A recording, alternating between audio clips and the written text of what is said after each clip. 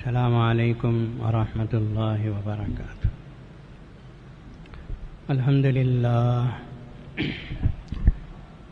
للہ رب العالمین، والصلاة والسلام علی سید المرسلین محمد وآلہ واصحابہ اجمعین، اما بعد، قال اللہ تبارک وتعالی: اعوذ باللہ من الشیطان الرجیم، بسم اللہ الرحمن الرحیم، وَأَتِمُّوا الْحَجَّ وَالْعُمْرَةَ لِلَّهِ صدق اللہ العظیم۔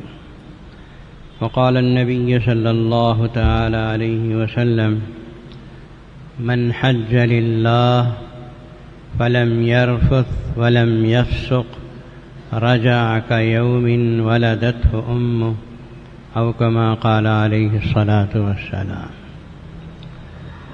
محترم حاضرین، ذی قعدہ کا مہینہ شروع ہو چکا ہے، اس کے بعد ذی الحجہ کا مہینہ ہے۔ یہ مہینے وہ ہیں جن کو حج کے مہینے کہا جاتا ہے۔ ان دنوں میں دنیا کے کونے کونے سے، چار دانگ عالم سے مسلمانان عالم، جنہیں اللہ تبارک و تعالی نے دعوت دی ہو، وہ لبیک پڑھتے ہوئے اللہ کے گھر کی طرف سفر کرتے ہیں۔ مناسب معلوم ہوا کہ حج کے سلسلے میں چند باتیں عرض کی جائیں۔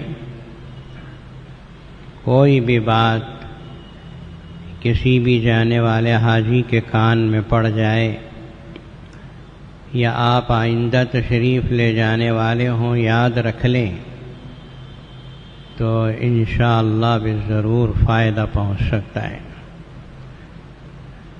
حج اسلام کے 5 اہم ترین ارکانوں اور ستونوں میں سے ایک ستون ہے اور ایک رکن ہے، جن پر اسلام کا خیمہ قائم ہے۔ حج کے اعمال و ارکان کو سمجھنے اور حج میں جا کر کیا کرنا ہے اس کو سمجھنے سے پہلے، حاجی کو سب سے پہلی بات جو سمجھنی ہے وہ یہ ہے کہ حاجی کا سرمایہ کیا ہے۔ حاجی کا سرمایہ مال نہیں، حاجی کا سرمایہ دولت نہیں، بلکہ حاجی کا سرمایہ جو ہے وہ محبت اور تڑپ اور اخلاص ہے۔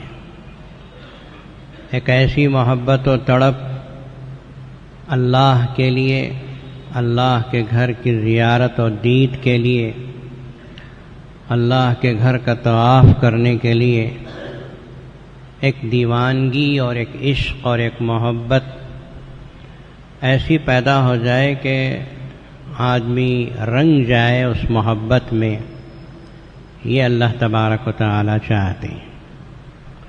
اور پھر اس محبت و تڑپ کے ساتھ اخلاص ہو، خلوص نیت ہو، اللہ کو خوش کرنے کا جذبہ ہو، اللہ کی رضا مقصود ہو۔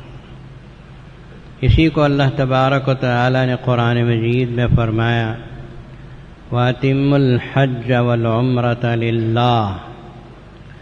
حج کو پورا کرو، عمرے کو پورا کرو، للہ، اللہ کے لیے۔ یہ اللہ کے لیے کا مطلب کیا ہے؟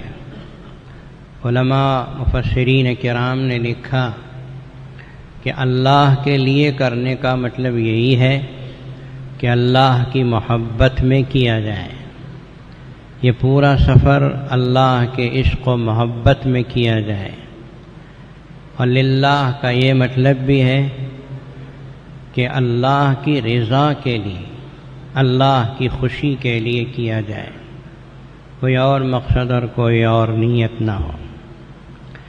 جیسے کہ عموماً اس سے پہلے بھی میں نے عرض کیا ہے کہ رسول اللہ صلی اللہ علیہ وسلم کی مشہور و معروف حدیث ہے، اللہ کے نبی صلی اللہ علیہ وسلم نے فرمایا میری امت پر ایک ایسا زمانہ آئے گا کہ حج کرنے والوں کی کئی قسمیں ہوں گی۔ ایک قسم وہ ہے جو بڑے بڑے مالدار ہیں، اپنے آپ کو لکھپتی کروڑ پتی کہتے ہیں، ان کے سفر حج کا مقصد ہوگا تفریح کرنا مقصد ہے۔ اور جو لوگ متوسط درجے کے مالدار ہوں گے ان کا مقصد اور ان کی نیت یہ ہوگی کہ وہاں چونکہ بین الاقوامی اور انٹرنیشنل مارکیٹ ہے، وہاں جائیں گے، کچھ چیزیں وہاں سے خریدیں گے اور لا کے اپنے ہاں بیچیں گے، یہاں سے کچھ چیزیں لے جا کے وہاں فروخت کریں گے، نتیجہ یہ ہوگا کہ کچھ کمائی ہو جائے گی۔ پھر رسول اللہ صلی اللہ علیہ وسلم نے ارشاد فرمایا ایک جماعت اس امت کی و علماء اور قراء کی بھی ہے جو سفر حج اس لیے کرتے ہیں کہ نمود و نمائش ہو، شہرت ہو کہ فلاں مولوی صاحب نے، فلاں قاری صاحب نے اتنے حج کیے۔ یہ نمائش و شہرت کی بات تو بڑے مالداروں میں بھی ہے، چھوٹے مالداروں میں بھی ہے۔ شیطان سب کے اندر یہ بات پیدا کرتا ہے چلو حج کرو تاکہ یہ مشہور ہو کہ فلاں صاحب نے اتنے حج کیے، کسی نے 13، کسی نے 14، تو تعداد بڑھا رہے ہیں شہرت کے لیے، اس کے پیچھے خدا کی محبت اور اللہ کو راضی کرنا مقصد نہیں ہے۔ اور پھر آخر میں رسول اللہ صلی اللہ علیہ وسلم نے چوتھی جماعت کے بارے میں فرمایا کہ اس امت کی ایک جماعت ایسی بھی ہے جو وہاں جائے گی بھیک مانگنے کے لیے، دولت بڑھانے کے لیے۔ یہ اس امت کے غریب اور مسکین لوگ ہیں جو کسی طرح ٹکٹ کے، ویزے کے پیسے جما کے وہاں اتر جاتے ہیں اور پھر حرم کے باہر بھیک مانگتے ہیں اور لاکھوں ریال بھیک میں حاصل کرتے ہیں۔ جس وقت اللہ کے نبی صلی اللہ علیہ وسلم نے یہ فرمایا تھا اس وقت سعودی عرب میں دولت نہیں تھی، لیکن آج معلوم ہوتا ہے، محسوس ہوتا ہے کہ آج ہی کے دور کو اللہ کے نبی صلی اللہ علیہ وسلم نے اپنی دور رس نگاہوں سے دیکھ کے فرمایا تھا کہ لوگ آئیں گے یہاں بھیک مانگنے کے لیے بھی، ان کا مقصد اللہ یا اللہ کے گھر کو دیکھنا یا زیارت کرنا نہیں ہوگا۔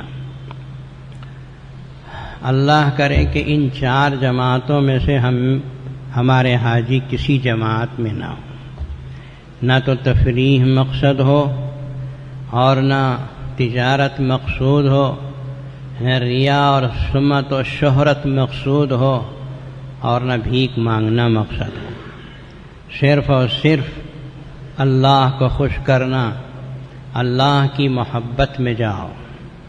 قرآن مجید نے کہا والذین آمنوا اشد حبا للہ، جو ایمان والے ہوتے ہیں وہ اللہ کو ٹوٹ کر پیار کرتے ہیں، اللہ کو بے حد پیار کرتے ہیں۔ جو ایمان والا ہوتا ہے اس کے نزدیک اللہ کے علاوہ کوئی حیثیت نہیں رکھتا۔ اللہ ولی الذین آمنوا، اللہ ان لوگوں کا دوست ہے جو ایمان والے ہیں۔ ایمان والے سب سے زیادہ اللہ سے محبت رکھتے ہیں، پھر اللہ کی محبت میں رسول اللہ صلی اللہ علیہ وسلم سے محبت، اللہ کے نبی سے جتنے متعلق ہیں سب سے محبت، بنیاد اللہ کی محبت ہے۔ والذین آمنوا اشد حبا للہ، تڑپ ہو اللہ کو دیکھنے کی، اللہ کی تجلیات کو حاصل کرنے کی۔ کعبۃ اللہ کا دیوانہ وار جو طواف کرتے ہیں اس کے پیچھے بھی محبت و تڑپ ہی ہے۔ اس تڑپ اور محبت کے بغیر حج کا کوئی مزہ نہیں۔ حج کا لطف و لذت اگر حاصل کرنی ہے تو پھر وہ تڑپ چاہیے، وہ محبت چاہیے۔ اللہ تبارک و تعالی نے ہر مسلمان ایمان والے کے دل میں محبت ضرور رکھی ہے، لیکن ہم اپنے گناہوں کی وجہ سے اس محبت کو کم کر دیتے ہیں۔ تو حج کو جانے والے تو ضرور اپنی دنیا کی ہر چیز کو پیچھے چھوڑ کر 2 کفن کے کپڑے لپیٹ کر جب لبیک پڑھ کر نکلتا ہے تو اس کے سامنے تو اللہ کے علاوہ کوئی اور چیز نہیں ہونی چاہیے۔ حضرت ابراہیم بن ادہم رحمۃ اللہ علیہ بہت بڑے اللہ والے ہیں، وہ حج کے لیے نکلے بلخ سے۔ بلخ عرب کے علاقے کا ایک شہر ہے۔ اپنے علاقے سے نکلے، ہر قدم پر 2 رکعت نماز پڑھتے ہوئے سفر کرتے گئے۔ ایک قدم اٹھا کے رکھتے، وضو کر کے 2 رکعت نماز پڑھتے، وضو ہوتا تو وضو کے ساتھ نماز پڑھتے۔ ہر قدم پہ 2 رکعت۔ یقین آتا ہے؟ یقین کرو، نہیں آیا تو بھی کرو۔ ہر قدم پہ 2 رکعت نماز پڑھی۔ بلخ سے اگر ہوائی جہاز سے اگر مکۃ المکرمہ جدہ پہنچتا ہے تو سمجھیے 30-35 منٹ کے اندر جدہ اتر جائے گا، لیکن حضرت ابراہیم بن ادہم رحمۃ اللہ علیہ مکۃ المکرمہ پہنچے 2.5 سال کے عرصے میں۔ اب ہر قدم پہ 2 رکعت نماز پڑھنا ہے تو 2.5 سال نہیں ہوں گے۔ 2.5 سال کی عمر میں حضرت ابراہیم بن ادہم رحمۃ اللہ علیہ مکۃ المکرمہ پہنچے۔ اندازہ لگاؤ کیا محبت تھی، کیا تڑپ تھی اللہ کے لیے کہ سجدے کرتے کرتے آنکھوں کے بل، سر کے بل گویا مکۃ المکرمہ پہنچے۔ اور آپ کو معلوم ہونا چاہیے کہ وہ لوگ سلے سلائے کپڑے پہن کے سفر نہیں کرتے تھے، بلکہ اپنے گھر سے احرام باندھ کے نکلتے۔ اب احرام بندھا ہوا ہے، چل رہے ہیں، نماز پڑھ رہے ہیں، چل رہے ہیں۔ مکۃ المکرمہ پہنچے، اللہ کے گھر کا طواف کیا، سعی کی، عمرہ ادا ہو گیا۔ عمرہ ادا کر کے مسجد حرام میں تشریف فرما تھے، دیکھا کہ ایک بوڑھی عورت آ رہی ہے، اس کے اوپر ایسی تجلیات اللہ پاک کی اتر رہی ہیں جیسے کعبۃ اللہ پہ اترتی ہیں۔ یہ اللہ والے تو اپنی آنکھوں سے دیکھتے ہیں نا، ہماری گنہگار آنکھیں نہیں دیکھتی، لیکن اللہ والے تو دیکھتے ہیں۔ جو تجلیات کعبۃ اللہ پہ نازل ہو رہی تھی، ایسی تجلیات اس بوڑھی عورت پہ نازل ہو رہی تھی۔ حضرت ابراہیم بن ادہم نے پوچھا کون ہے یہ جس کے اوپر ایسی تجلیات نازل ہو رہی ہیں؟ کہا گیا کہ ایک بوڑھی عورت ہے، اور جب قریب پہنچے تو دیکھا کون ہے؟ رابعہ بصریہ، اس امت کی بہت بڑی ولیہ ہیں۔ جا کے پوچھا کہ تیرا عمل کون سا ایسا عمل ہے کہ جس تیرے اوپر ایسی تجلیات نازل ہو رہی ہیں جیسے کعبۃ اللہ کے اوپر اترتی ہیں؟ میں نے تو 2.5 سال 2 رکعت نماز پڑھتے ہوئے یہاں پہنچا ہوں، سر کے بل پہنچا ہوں۔ تو رابعہ بصریہ کو جواب دیا۔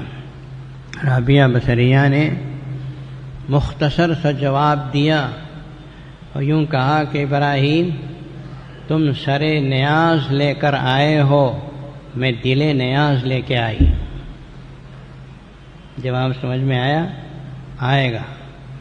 تم سر نیاز لے کر آئے ہو، یعنی تمہاں جھکنے والا سر تم لے کر آئے ہو، اور میں دل نیاز لے کر آئی ہوں کہ جھکنے والا دل لے کے آئی ہوں۔ دل میں تڑپ ہو۔ کیا ابراہیم بن ادہم کی دل میں تڑپ نہیں تھی؟ بے حد تڑپ تھی، محبت تھی۔ ابراہیم بن ادہم کے مقام کو جاننے والے جانتے ہیں، لیکن حضرت رابعہ بصریہ ان سے کہیں بڑی ہوئی تھی۔ کہا کہ میں دل نیاز لے کر آئی ہوں۔ اور اگر آپ نے تاریخ پڑھی ہو تو آپ کو پتہ ہوگا کہ حضرت رابعہ بصریہ راستے میں بیمار ہو گئیں تو کعبۃ اللہ کو اللہ نے ان کی عیادت کے لیے بھیجا تھا۔ دیکھنے والوں نے دیکھا کعبہ نہیں ہے، کہاں گیا؟ کہا گیا رابعہ بصریہ حج کو آ رہی ہیں، بیمار پڑ گئی تو ان کی عیادت کے لیے۔ سبحان اللہ، یہ دل میں اللہ کی محبت کھوٹ کھوٹ کے بھری۔ اور جب یہ لوگ نکلتے تھے حج کے لیے تو ایسی عشق اور ایسی محبت و مستی اور ایسی تڑپ لے کے نکلتے تھے کہ اللہ کی طرف سے گھر سے ہی رحمتیں اترنی شروع، گھر سے ہی اللہ تبارک و تعالیٰ کی رحمتیں ان پہ اترنی شروع ہوتی۔ میں ایک اور واقعہ عرض کروں تو آپ کو اور بات سمجھ میں آئے گی، اللہ کرے کہ کچھ سمجھ میں آئے۔ حضرت مالک بن دینار رحمۃ اللہ علیہ وقت کے بہت بڑے ولی اللہ والے، کہتے ہیں ان کا خود بیان ہے کہ میں ایک مرتبہ اپنے شہر میں باہر نکلا تو میں نے دیکھا بہت سخت ترین گرمی پڑ رہی، انتہائی سمجھیے 50 سے زیادہ ڈگری کی گرمی، جبکہ پرندے بھی پتوں کے اوٹ میں چھپنے کی کوشش کرتے، آگ برسا رہا تھا سورج، اتنی سخت گرمی، ایک انسان بھی باہر نہیں تھا۔ مجھے کسی سخت ضرورت کے پیش نظر نکلنا پڑا تو میں نے دیکھا کہ 2 پاؤں سے معذور ایک شخص زمین پہ گھسٹتا ہوا چلا جا رہا ہے، تیزی سے جا رہا ہے۔ سخت گرمی کی وجہ سے اس کے پورے کپڑے پسینے سے بھیگے ہوئے ہیں، چہرہ اس کی دھوپ کی تمازت سے لال ہو چکا ہے۔ مجھے رحم آیا، میں نے اس سے کہا کہ بابا تو کون ہے؟ نوجوان تو کون ہے؟ کہاں جا رہا ہے؟ کہا کہ میں حج کو جا رہا ہوں۔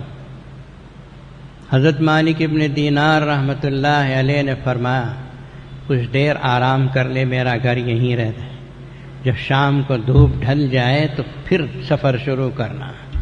اتنی سخت گرمی میں اس طرح پریشان ہو کے کیوں جا رہے ہو؟ اس معذور شخص نے کہا کہ مالک بن دینار، تم کو تو اللہ نے 2 پاؤں دیے ہیں، تم چل کے کبھی بھی مکۃ المکرمہ پہنچ جاؤ گے۔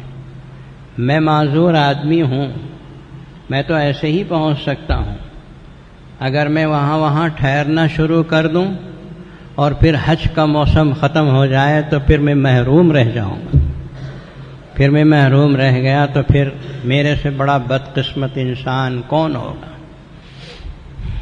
حضرت مالک ابن دینار رحمۃ اللہ علیہ نے فرمایا اچھا ایسا کر کہ میں تیرے لیے کوئی سواری کا انتظام کر دیتا ہوں، اس سواری پہ بیٹھ کے چلے جانا، مکۃ المکرمہ پہنچ جانا۔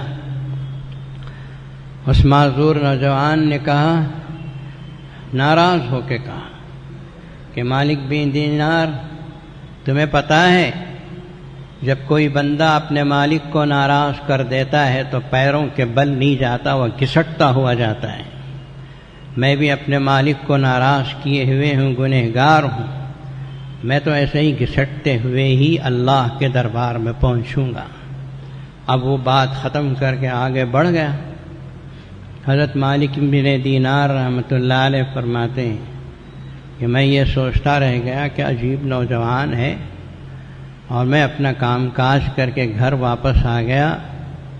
اللہ کا کرنا ایسا ہوا کہ اس سال مجھے بھی حج کی توفیق ہو گئی، میں بھی فٹافٹ سفر کرتے ہوئے حج کو پہنچ گیا، اور پھر مینا گئے۔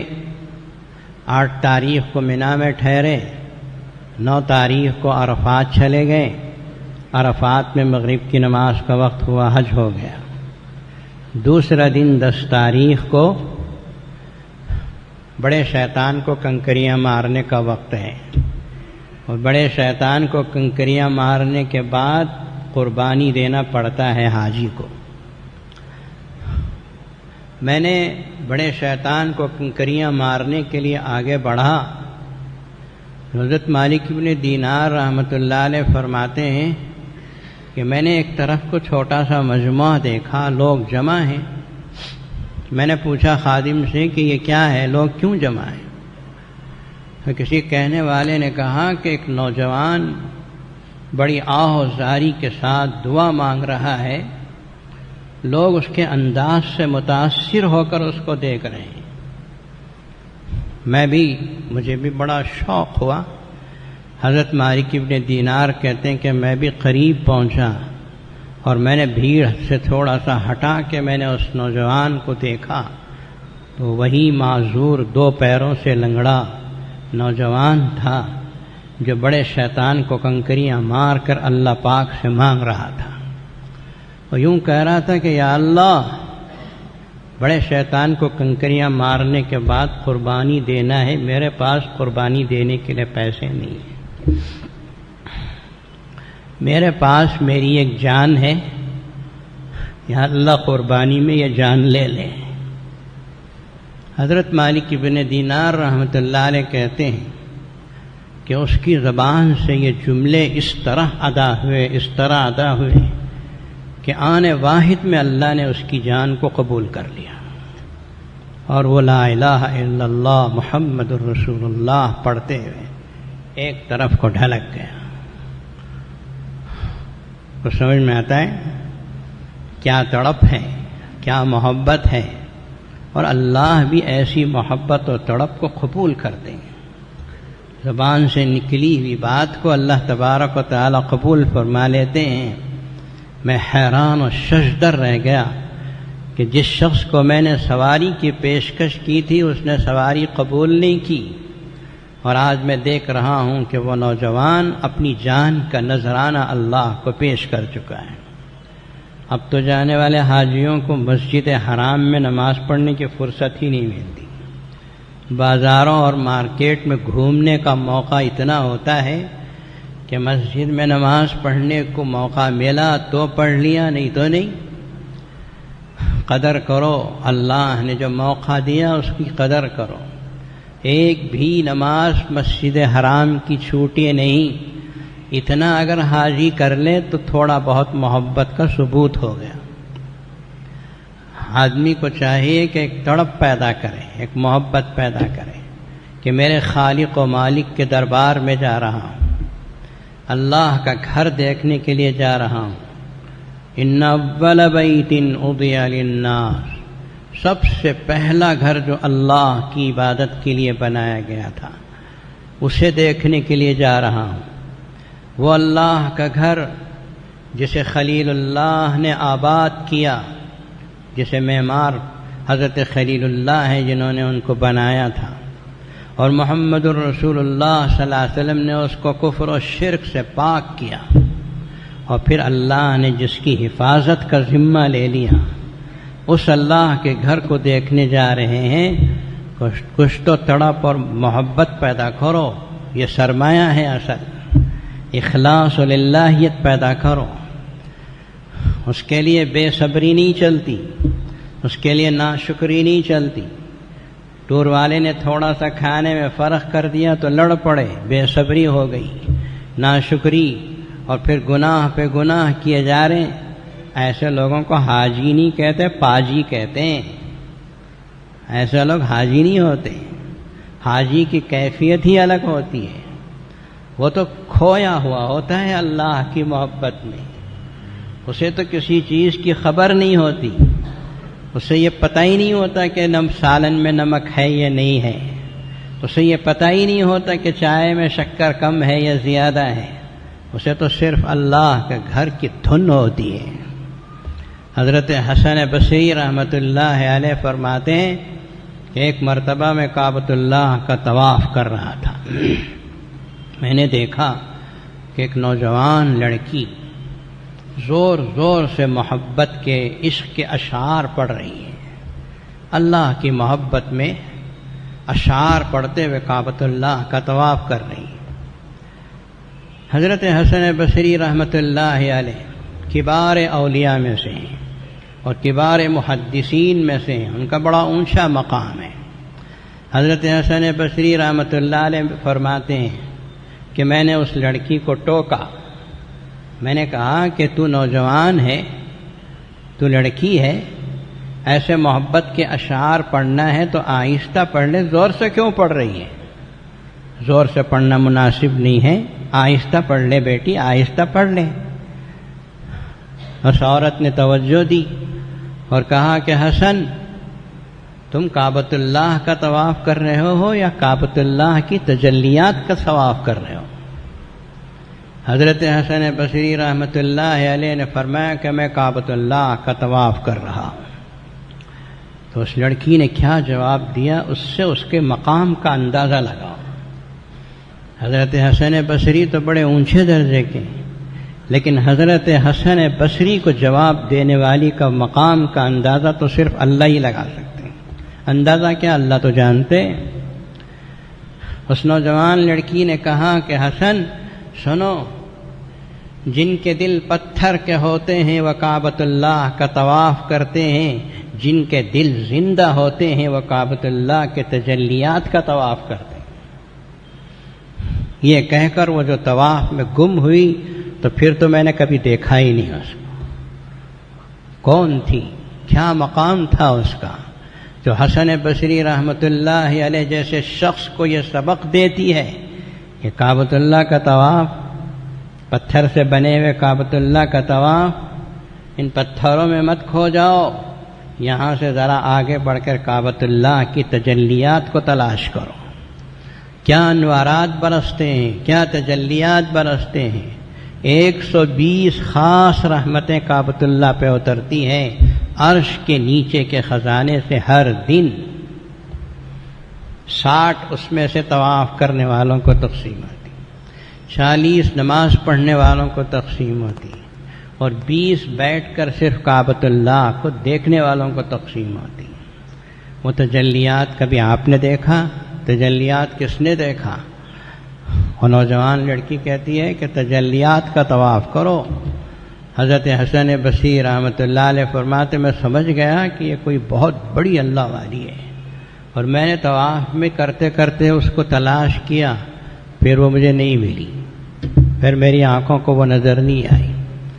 اللہ تبارک و تعالی نے کعبۃ اللہ کا طواف مرد و عورت کے لیے یکساں رکھ دیا۔ ایسا بھی تو ہو سکتا تھا کہ رات میں عورتیں طواف کریں، دن میں مرد کریں، عورتوں کو الگ کرو، مردوں کو الگ کرو۔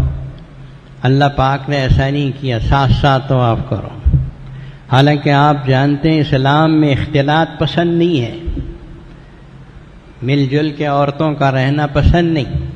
اللہ کے نبی صلی اللہ علیہ وسلم کے زمانے میں عورتیں مسجد میں آتی تھیں، آپ علیہ الصلاۃ والسلام نے فرمایا کہ عورتیں جب باہر چلی جائیں بہت دیر کے بعد مردوں کو نکلنا چاہیے تاکہ اختلاط نہ ہو۔ باب النساء مسجد نبوی میں بنا تو رسول اللہ صلی اللہ علیہ وسلم نے فرمایا کہ کوئی اس دروازے سے داخل نہ ہو، باہر نکلے نہیں، اس لیے کہ یہ عورتوں کے لیے خاص ہے۔ حضرت عبداللہ بن مسعود رضی اللہ تعالیٰ عنہ فرماتے ہیں کہ جب مسجد خالی بھی ہوتی تو ہم اس دروازے کی طرف نہیں جاتے تھے۔ اس کے باوجود طواف میں عورتیں بھی ہیں، مرد بھی۔ کبھی آپ نے سوچا یہ کیوں ہے، یہاں کیوں چھوڑ دیا اللہ نے؟ اس میں بہت بڑی حکمت ہے۔ ہمارے بزرگان دین یہ لکھتے ہیں، فرماتے ہیں کہ اللہ تبارک و تعالی نے امتحان کے طور پہ چھوڑ دیا ہے۔ اب دیکھیں یہ بندہ میرے گھر کا طواف کر رہا ہے، میری محبت میں کر رہا ہے، تو بس ڈوبا ہوا ہوگا اور میری محبت میں، اسے اڑوس پڑوس کا کوئی خیال نہیں ہوگا کہ کدھر لڑکی ہے کدھر عورتیں ہیں۔ کسی عورت کو مرد کا خیال نہیں، کسی مرد کو عورت کے خیال نہیں، وہ تو صرف اللہ کی محبت میں ڈوبا ہوا ہے۔ طواف میں تو کعبۃ اللہ کو بھی دیکھنا درست نہیں ہے، جبکہ کعبۃ اللہ کا دیکھنا عبادت ہے، لیکن جب اللہ کے گھر کا طواف شروع کرتے تھے تو پھر اللہ کے علاوہ کچھ نہیں، اللہ ہی اللہ، بس اللہ ہی اللہ۔ حاجی جب احرام باندھتا ہے تو آپ جانتے ہیں 2 رکعت نماز پڑھنے کے بعد جب حج کی نیت کرتا ہے تو سب سے پہلا کام کیا ہے؟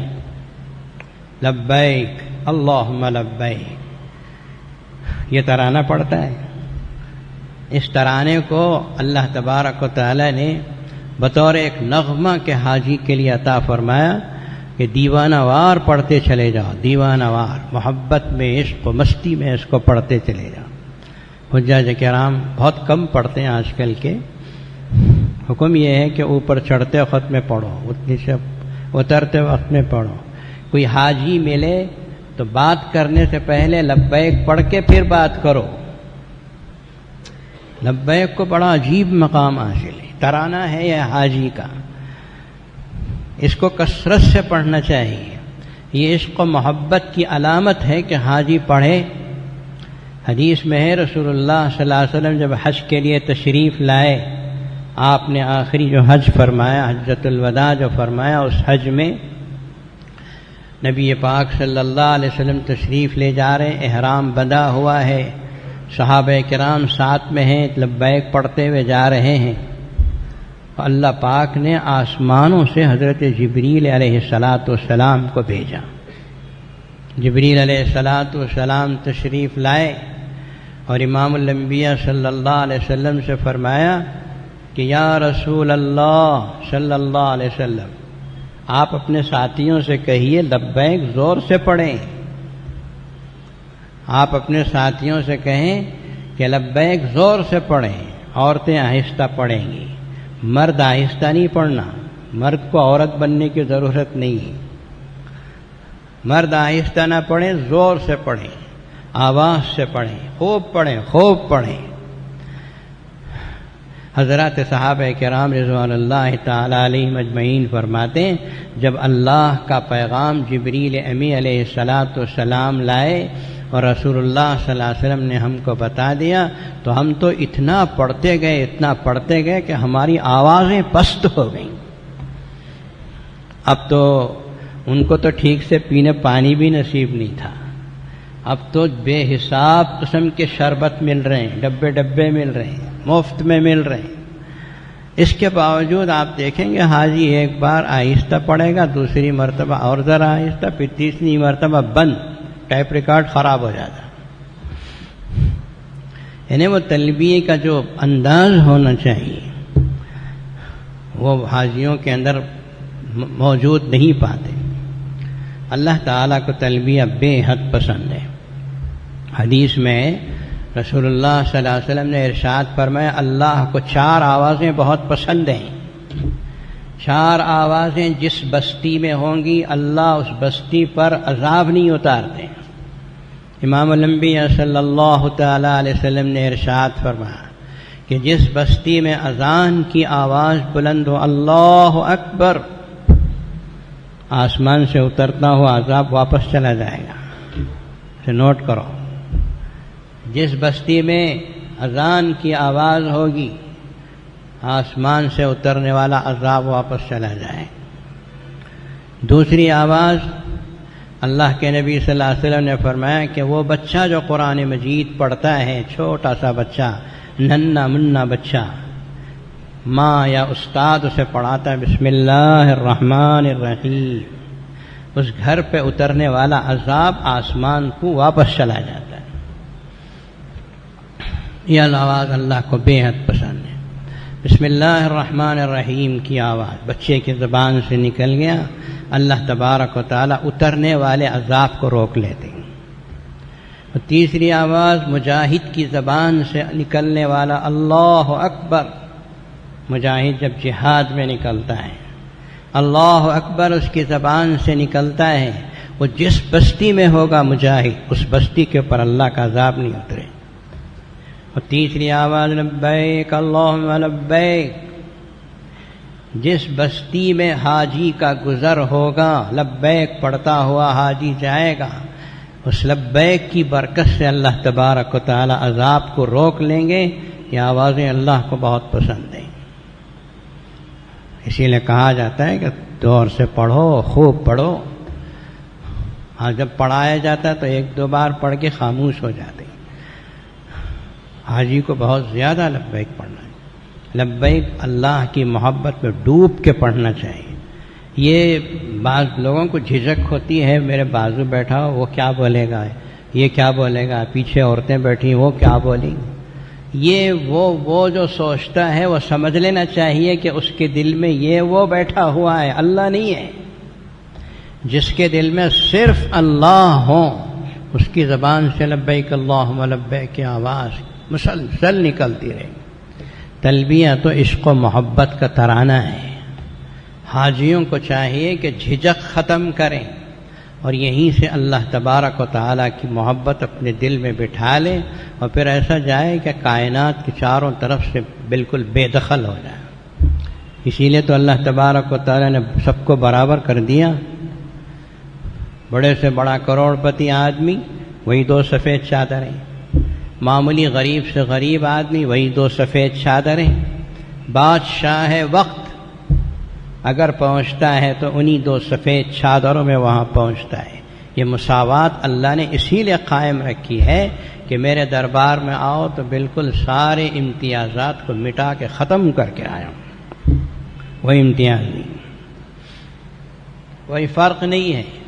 یہ اللہ کا دربار ہے، اللہ کے سامنے اللہ کے سارے بندے برابر ہیں۔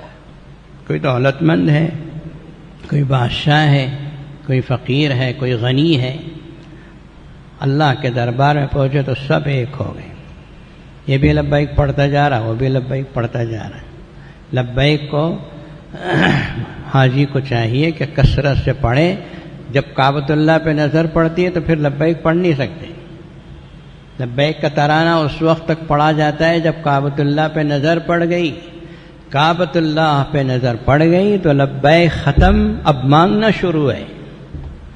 حاضر ہوتا ہوں اے پروردگار، میں حاضر ہوں، حاضر ہوں، ہو گئے حاضر، اب لبیک ختم کرو، اب مانگنا شروع کرو۔ کعبۃ اللہ پہ نظر پڑتی ہے تو حاجی کی دعا ضرور قبول ہوتی ہے جو وہ پہلی نظر میں مانگتا ہے۔ آپ کیا مانگیں گے؟ بے آپ میں سے ہر آدمی مراد ہے۔ اس سال نہیں جا رہے تو آئندہ سال جائیں گے ضرور انشاءاللہ۔ تڑپ پیدا کرو، تڑپ اور محبت دل میں آ گئی اللہ کے گھر کو دیکھنے کی، تو پھر آپ فقیر ہوں، خلاش ہوں، مسکین ہوں، کوئی فرق نہیں ہے، جائیں گے ضرور۔ ہم نے زندگی میں ایسے لوگوں کو دیکھا ہے کہ صبح میں کھاتے تھے تو دوپہر میں ان کو ملے گا یا نہیں ملے گا پتہ نہیں، لیکن تڑپ تھی تو اللہ نے ان کو بلا لیا۔ اللہ نے بلایا، بار بار بلایا۔ چونٹی کے دل میں تمنا پیدا ہوئی، لوگ جا رہے ہیں لبیک لبیک لبیک پڑھتے ہوئے، یہ کہاں جا رہے ہیں؟ یا اللہ تیرا گھر دیکھنے، مجھے بھی بلا تیرا گھر دیکھنے۔ محبت سچی تھی، تڑپ سچی تھی، تو اللہ نے ایک حرم کے کبوتر کو وہاں بھیجا اور اس کبوتر کے ذریعے سے بلا لیا، اس کے پاؤں میں چڑھا کے حرم کو بلا لیا۔ چونٹی نے دیکھا اللہ کا گھر دیکھا۔ ہم سب مومن کے دل میں اگر تڑپ پیدا ہو تو کیا اللہ تعالیٰ نہیں بلائیں؟ تو آپ کعبۃ اللہ پر نظر ڈالتے ہیں تو کیا دعا کریں؟ یہ کافی طویل بات ہے، انشاءاللہ میں آئندہ جمعہ عرض کروں گا۔ اب اتنا یاد رکھیے کہ حاجی کا جو اصل سرمایہ ہے وہ یہ ہے کہ حاجی اپنے دل میں اللہ کی محبت پیدا کرے۔ یا اللہ تیری محبت، تیری رضامندی، تیری خوشی، اس کے لیے میں حج کرنے کے لیے آ رہا ہوں، کوئی اور مقصد میرا نہیں۔ دنیا کی شہرت، مال، تجارت وغیرہ کچھ بھی مقصد نہیں ہے۔ میرا اللہ مجھ سے راضی ہو جائے، مجھے اللہ سے محبت ہے، اللہ کے گھر کو دیکھوں۔ یہ تڑپ، یہ محبت اور یہ اخلاص اور یہ للہیت اگر حاجی کے ہاتھ میں ہے تو وہ 1-2-4 غلطیاں بھی کر لے تو اللہ معاف کر دیں گے۔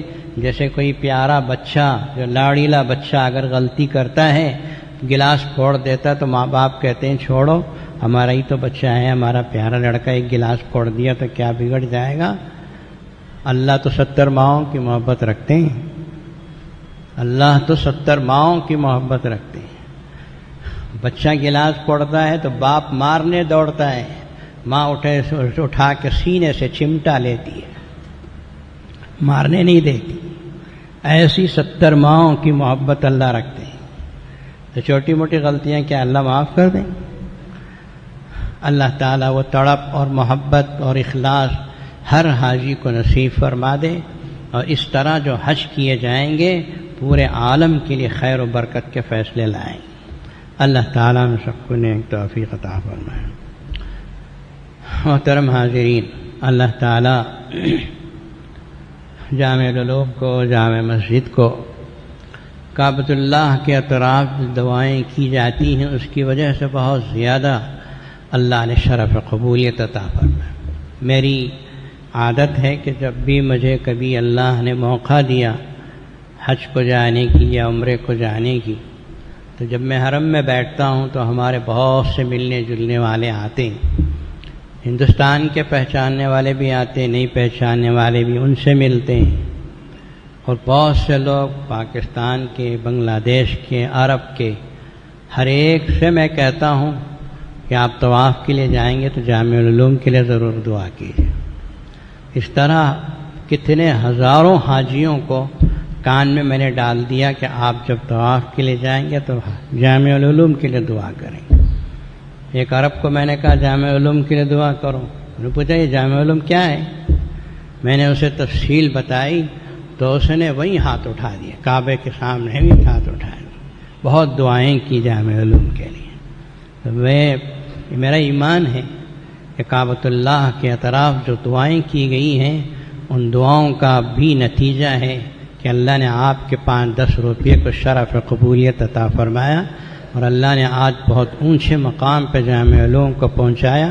یہ مطلب نہیں ہے کہ ہم بہت اونچے چلے گئے، بہت کچھ کام کرنا بھی بہت باقی ہے، لیکن جو بھی ملا ہے وہ اللہ کا فضل اور اللہ کا کرم اور اس کا شکر ہے۔ اللہ تعالیٰ سے دعا ہے کہ آپ کی مدد، نصرت و اعانت کو شرف قبولیت عطا فرمائے، اور اللہ تعالیٰ اس کو قبول فرما کر ہماری بچوں کے اور بچیوں کے پریشانیوں کو دور فرمائے، دنیا کے فتنوں سے ان کو بچائے، اور اللہ تعالیٰ ہم سب کو آخرت میں نجات کے فیصلے فرمائے۔ وآخر دعوانا الحمد للہ رب العالمین۔